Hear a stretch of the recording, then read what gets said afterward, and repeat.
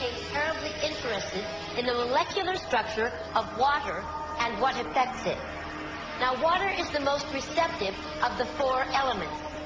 Mr. Emoto thought perhaps it would respond to non-physical events. So he set up a series of studies, applied mental stimuli, and photographed it with a microscope. For one sample of water, we drop about 0.5 cc's onto each 50 petri dishes. Then we take those 50 petri dishes and freeze them in a freezer at minus 25 degrees Celsius for about 3 hours.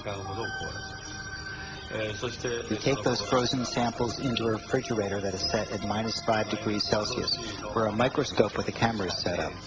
There we take photographs of each of the 50 water drops individually.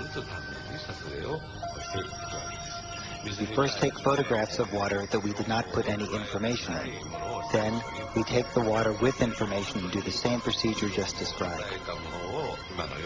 We take those before and after photographs and compare the differences.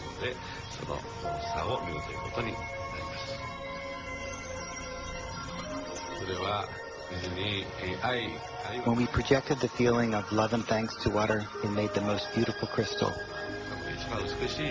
Times like this, I think water is at peace.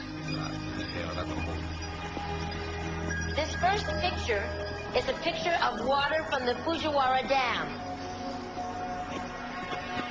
And this picture is the same water after receiving a blessing from a Zen Buddhist monk. Now, in this next series of pictures, Mr. Emoto printed out words, taped them to bottles of distilled water, and let them out overnight.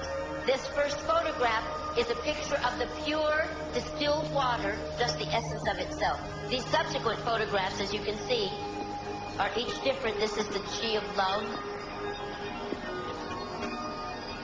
And we move along here to thank you. And you can see where he taped that to this bottle here. But if you read Japanese, you already knew that. Now, Mr. Emoto speaks of the thought or intent being the driving force in all of this. The science of how that actually affects the molecules is unknown, except for the water molecules, of course.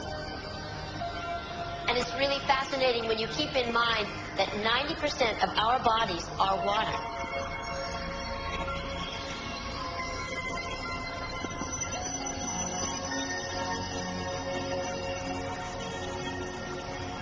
Makes you wonder, doesn't it?